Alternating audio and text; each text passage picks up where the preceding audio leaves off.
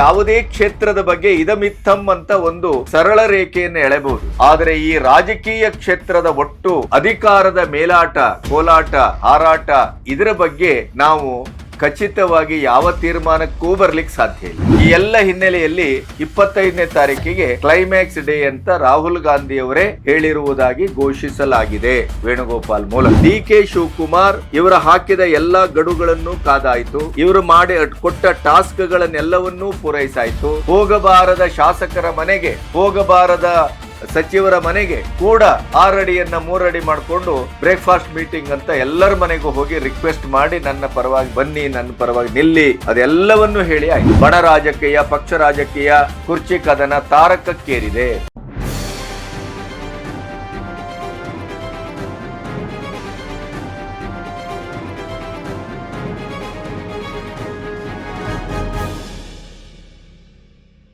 ನಮಸ್ತೆ, B Ganapati news ಚಾನೆಲ್ಗೆ ಸ್ವಾಗತ. ಬಹಳಷ್ಟು ಜನ ನನಗೆ ಪ್ರಶ್ನೆ ಮಾಡ್ತಾ ಇದ್ರು, ವರ್ಷಗಟ್ಲೆಯಿಂದ ಡಿ.ಕೆ. ಶಿವಕುಮಾರ್ ಸಿಎಂ ಆಗ್ತಾರೆ ಹಾಗೇ ಬಿಟ್ರು, ಆ ರೀತಿ ಈ ರೀತಿ ಅಂತ ಚಾನೆಲ್ಗಳು, ಸೋಷಿಯಲ್ ಮೀಡಿಯಾಗಳು ಹೇಳಿದ್ದು. ಆದ್ರೆ ಡಿ.ಕೆ. ಶಿವಕುಮಾರ್ ಮಾತ್ರ ಸಿಎಂ ಆಗಿಲ್ಲ. ನಿಮ್ಮ ಮಾಧ್ಯಮಗಳನ್ನ ಹೇಗೆ ನಂಬುವುದು? ಯಾಕೆ ಈ ರೀತಿ ಆಗಾಗ ಈ ವಿಷಯಗಳ ಬಗ್ಗೆ ಮಾತಾಡ್ತೀರಿ? ಈ ರೀತಿಯ ಒಂದು ಕಮೆಂಟ್ಗಳು ಬಹಳ ಸುದೀರ್ಘ ಅವಧಿಯಿಂದ ಅಲ್ಲಲ್ಲಿ ಬರ್ತಾ ಇತ್ತು. ಒಂದನ್ನ ನೀವು ಗಮನಿಸಬೇಕು, ಏನು ಅಂತಂದ್ರೆ ಈ ರಾಜಕೀಯದ ಒಟ್ಟು ವಾತಾವರಣದಲ್ಲಿ ನಮಗೆ ಸಿಗುವ ದಾಖಲೆಗಳು, ನಮಗೆ ಸಿಗುವ ಅಧಿಕೃತ ಮಾಹಿತಿಗಳು ಮತ್ತು ಒಡನಾಟ, ವಿಶ್ವಾಸಾರ್ಹತೆ ಈ ಎಲ್ಲದರ ತಳಪಾಯದ ಮೇಲೆನೆ ನಾವು ಒಂದು ವಿಷಯದ ಸೌಧವನ್ನ ಕಟ್ತೇವೆ, ತೀರ್ಮಾನಕ್ಕೆ ಬರ್ತೇವೆ, ಊಹಿಸ್ತೇವೆ, ತರ್ಕಿಸ್ತೇವೆ.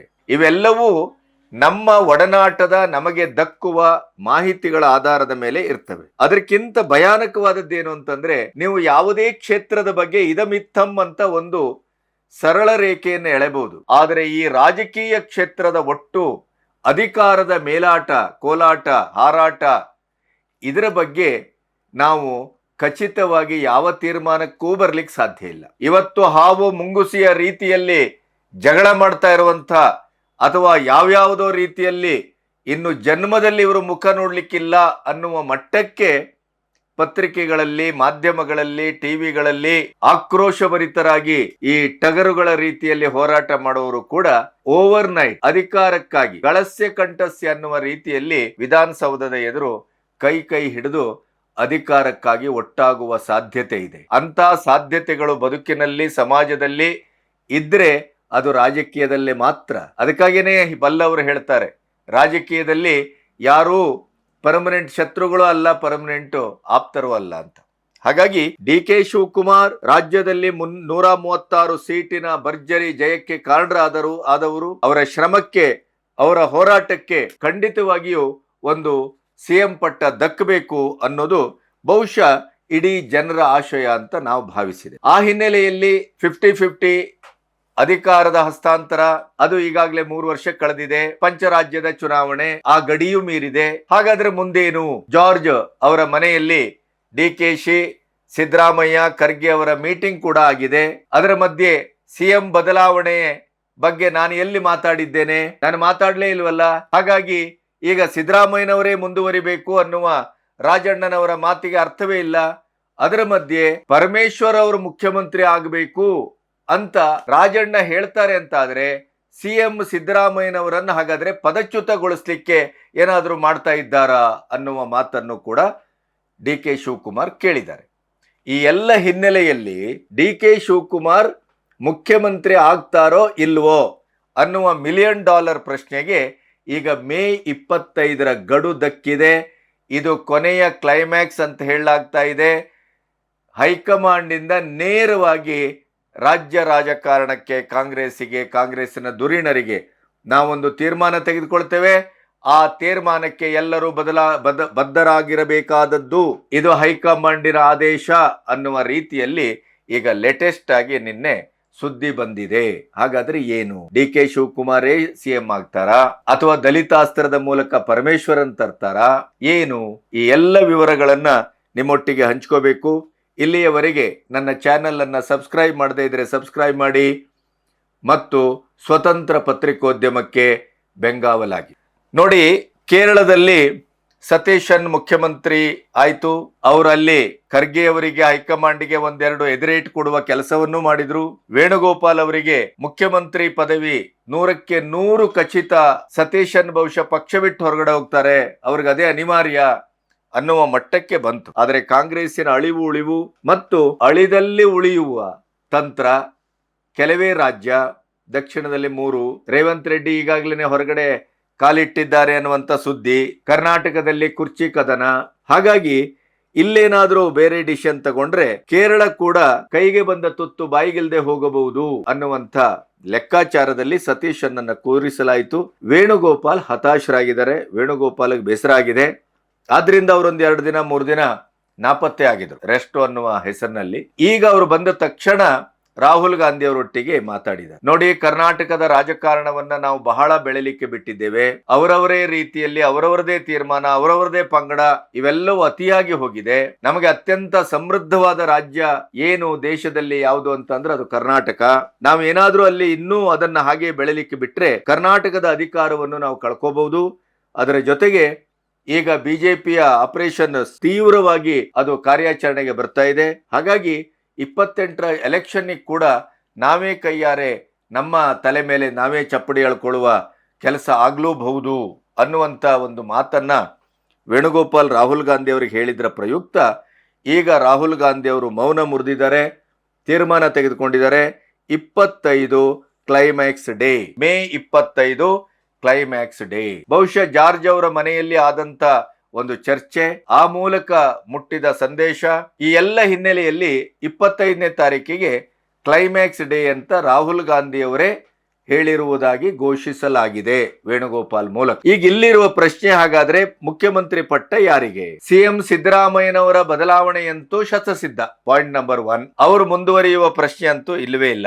ಇನ್ನು ಖರ್ಗೆ ಅವರದು ತುರುಪ್ ಔಟ್ ಆಗಿದೆ, ಸ್ವತಃ ಸೋನಿಯಾ ಗಾಂಧಿ ಅವರ ಮೂಲಕವೇ. ಈಗಿರುವ ಪ್ರಶ್ನೆ ಏನು ಅಂತಂದ್ರೆ, ಸಿದ್ದರಾಮಯ್ಯನವರ ಬಣದಲ್ಲಿ 25 ಕ್ಲೈಮ್ಯಾಕ್ಸ್ ಡೇ ಘೋಷಣೆಯಾದ ತಕ್ಷಣದಿಂದಲೇ dinner, meeting, breakfast meeting, in between ಅಂತೇಳಿ ಮೀಟಿಂಗ್ ಮೇಲೆ ಮೀಟಿಂಗ್ ಆಗ್ತಾ ಇದೆ. ಯಾವುದೇ ಕಾರಣಕ್ಕೂ DK ಶಿವಕುಮಾರ್ ಅವರನ್ನ ತಡೆಯಲೇಬೇಕು ಅನ್ನುವಂತ ಒಂದು ಪಣ ತೊಟ್ಟಂಗೆ ಕಾಣ್ತಾ ಇದೆ. ಅವ್ರಿಗೆ ಈಗ ಅಸ್ತ್ರ ಇರುವಂತದ್ದು ಪರಮೇಶ್ವರನ್ನ ಎದುರು ತಂದು ನಿಲ್ಲಿಸಬೇಕು, ಪರಮೇಶ್ವರೇ ಆಗಬೇಕು ಅಂತ ರಾಜಣ್ಣ ಹೇಳಿದ್ರಿಂದಲೇ ಅದಕ್ಕೆ ಕೌಂಟರ್ ಆಗಿ DK ಶಿವಕುಮಾರ್ ಉತ್ತರಿಸಿದ್ದು. ಮುಖ್ಯಮಂತ್ರಿ ಬದಲಾವಣೆ ಆಗಬೇಕು ಅಂತ ನಾನೆಲ್ಲಿ ಹೇಳಿದ್ದೇನೆ? ನಾನು ಹೇಳಲೇ ಇಲ್ವಲ್ಲ. ಹಾಗಾದ್ರೆ ಈಗ ಪರಮೇಶ್ವರ ಆಗಬೇಕು ಅನ್ನೋದ್ರ ಅರ್ಥ ಏನು? ಈ ಒಳಗುಟ್ಟಿನ ಒಂದು ಪ್ರಶ್ನೆಯನ್ನ DK ಶಿವಕುಮಾರ್ ಬಹಳ ಚಾಣಾಕ್ಷತನದಿಂದ ಇಟ್ಟಿದ್ದಾರೆ. ಇದರ ಹಿನ್ನೆಲೆಯಲ್ಲಿ ಈಗ ನೋಡ್ತಾ ಹೋದ್ರೆ DK ಶಿವಕುಮಾರ್ ಇವರ ಹಾಕಿದ ಎಲ್ಲಾ ಗಡುಗಳನ್ನು ಕಾದಾಯಿತು, ಇವರು ಮಾಡಿ ಕೊಟ್ಟ ಟಾಸ್ಕ್ಗಳನ್ನೆಲ್ಲವನ್ನೂ ಪೂರೈಸಾಯಿತು.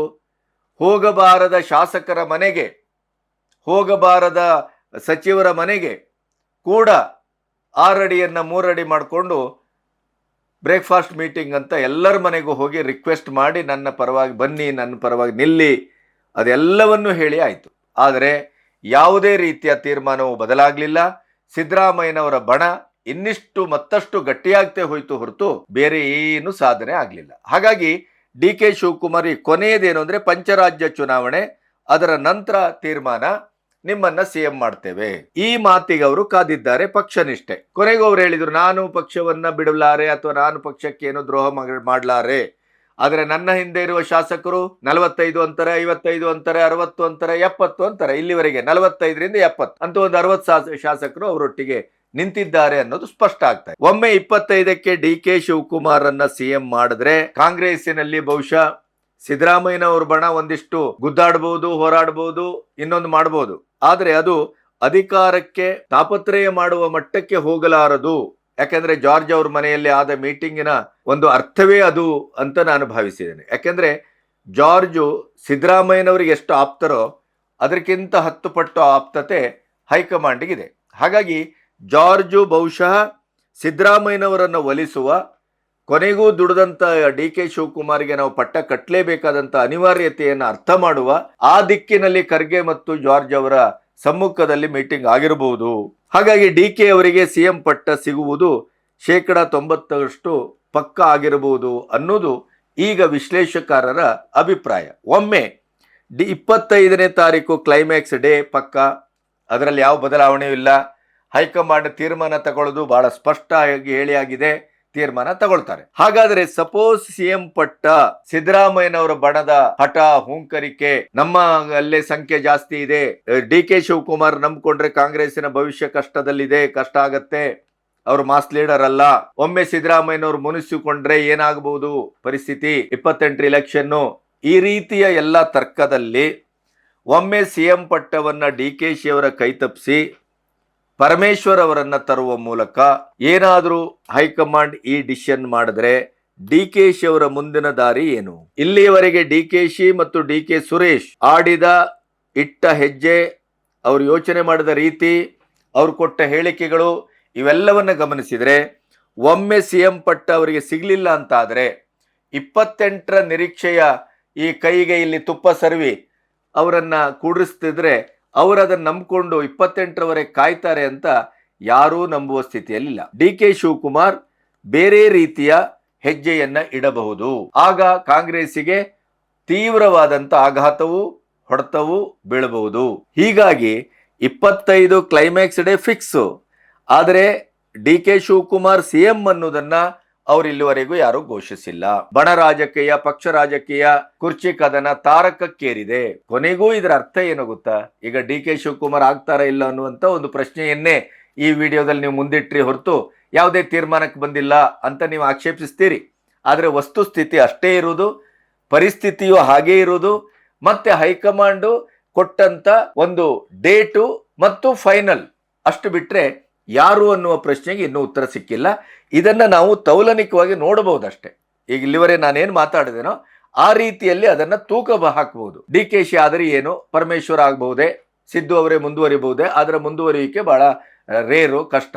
ಅದನ್ನು ಮುಂದುವರಿಸುವುದೇ ಆದ್ರೆ ಇಷ್ಟೆಲ್ಲ ದಿನ ಕಾಯ್ಬೇಕಾದ ಅಗತ್ಯ ಏನಿತ್ತು? ಇವೆಲ್ಲವೂ ಪ್ರಶ್ನೆ ಬರ್ತದೆ. ಹಾಗಾಗಿ ಡಿ ಕೆ ಶಿವಕುಮಾರ್ ಆಗುವುದೇ ಹೆಚ್ಚಿನ ಅಂಶ, 80% ಡಿ ಕೆ ಶಿವಕುಮಾರೇ ಸಿಎಂ ಆಗಿ 25ಕ್ಕೆ ಆಯ್ಕೆ ಆಗ್ತಾರೆ.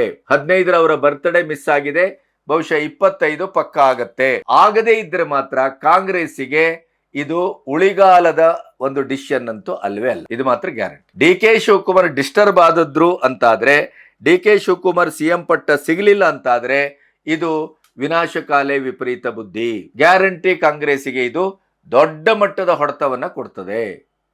ಈಗಾಗಲೇ ದೇಶದಲ್ಲಿ ಪ್ರಜಾಪ್ರಭುತ್ವದ ಸಾಂವಿಧಾನಿಕವಾದ ಎಲ್ಲಾ ನೆಲೆಗಳನ್ನು ಮೀರಿ, ಗಡಿಗಳನ್ನು ಮೀರಿ ಸಾಂವಿಧಾನಿಕ ಹುದ್ದೆಯಲ್ಲಿದ್ದಂಥ ಪ್ರಧಾನಿಯವರನ್ನೇ, ಗೃಹ ಸಚಿವರನ್ನೇ ಟ್ರೇಟರ್, ಗದ್ದಾರ್ ಅಂತ ಕರೆಯುವ ಮೂಲಕ ದೇಶದಲ್ಲಿ ಒಂದು ದೊಡ್ಡ ಅಸಹನೆಯ ಸುನಾಮಿಯೇ ಎದ್ದಿದೆ.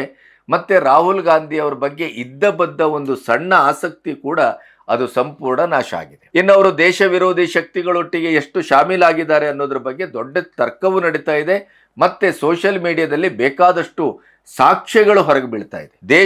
ಭಾರತವನ್ನ ನಂಬುವುದು ಹೇಗೆ ಅಂತ ಕೇಳಿದ ಯಾವುದೋ ಒಂದು ಪುಡುಗೋಸಿ ಪತ್ರಕರ್ತೆಯ ಮಾತನ್ನ ರೀಟ್ವೀಟ್ ಮಾಡಿ ಅವರಿಗೆ ಬೆಂಬಲಿಸಿ ಮೋದಿ ಅವರ ವಿರುದ್ಧ ಮತ್ತು ದೇಶಕ್ಕೆ ಅವಮಾನಕಾರಕವಾದಂಥ ಒಂದು ಪ್ರಶ್ನೆಯನ್ನ ಕೇಳಿದ್ದು, ಅದನ್ನ LOP ಒಂದು ಸಪೋರ್ಟ್ ಮಾಡ್ತಾರೆ ಅಂತಾದ್ರೆ ಆವಾಗ ಕಾಂಗ್ರೆಸ್ಸಿನ ನಾಯಕನ ಬಗ್ಗೆ ದೇಶದಲ್ಲಿ ಎಂಥ ಕಾಳಜಿ, ಎಂಥ ಪ್ರೀತಿ ಉಕ್ಕಿ ಹರಿಬಹುದು ಅನ್ನೋದನ್ನು ನೀವು 2 ದಿನದಿಂದ ನೋಡ್ತಾ ಇದ್ದೀರಿ. ಈ ಎಲ್ಲ ದೃಷ್ಟಿಕೋನದಿಂದ ತೆಲಂಗಾಣದ ಸಿಎಂ ಈಗಾಗಲೇ ಒಂದು ಕಾಲು ಹೊರಗಡೆ ಇಟ್ಟಾಗಿದೆ.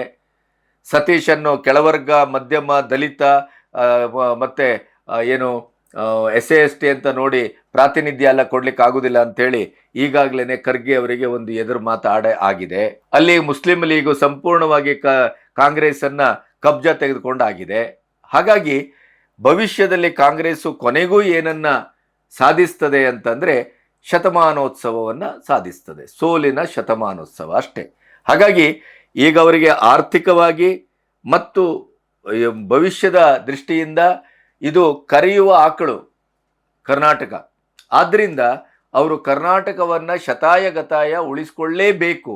ಇಲ್ಲದೇ ಇದ್ರೆ ಕಾಂಗ್ರೆಸ್ ಮುಕ್ತ ಭಾರತಕ್ಕೆ ಕರ್ನಾಟಕವೇ ಪ್ರಥಮ ಪಾದ ಆಗತ್ತೆ, ನೋ ಡೌಟ್ ಎಟ್ ಆಲ್. ಹಾಗಾಗಿ ಡಿ ಕೆ ಶಿ ಅವರನ್ನ ಸಿಎಂ ಮಾಡಿದರೆ ಕಾಂಗ್ರೆಸ್ಸಿನ ಭವಿಷ್ಯ ಅಳಿವು ಉಳಿವಿನಲ್ಲೂ ಒಂದಿಷ್ಟು ಆಶಾಕಿರಣ. ತನ್ನನ್ನು ಸಿಎಂ ಮಾಡಿದಂತ ಹೈಕಮಾಂಡ್ಗೆ ನಾನೊಂದು ಗಿಫ್ಟ್ ಕೊಡಲೇಬೇಕು ಅಂತೇಳಿ 78ರ ಎಲೆಕ್ಷನ್ಗೆ ಬಹಳ ದೊಡ್ಡ ಮಟ್ಟದಲ್ಲಿ ಆತ್ಯಂತಿಕವಾಗಿ ಡಿ ಕೆ ಶಿವಕುಮಾರ್ ಬಣ ಕೆಲಸ ಮಾಡಬಹುದು. ಅದಲ್ಲದೆ ಇದ್ರೆ ಇದು ಸೆಲ್ಫ್ ಸುಸೈಡ್. ಡಿ ಕೆ ಶಿವಕುಮಾರನ್ನ 25ನೇ ತಾರೀಕಿನ ಕ್ಲೈಮ್ಯಾಕ್ಸ್ ಡೇಯಲ್ಲೂ ಕೂಡ ಅವರನ್ನು CM ಮಾಡದೆ ಇನ್ನೇನಾದರೂ ಡಿಸಿಷನ್ ತಗೊಂಡ್ರೆ ಕರ್ನಾಟಕದ ಮಟ್ಟಿಗೆ ಕಾಂಗ್ರೆಸ್ಸಿಗೆ ಇದು ಆತ್ಮಘಾತುಕ, ಸೆಲ್ಫ್ ಸುಸೈಡ್, ನೋ ಡೌಟ್. ನಮಸ್ತೆ.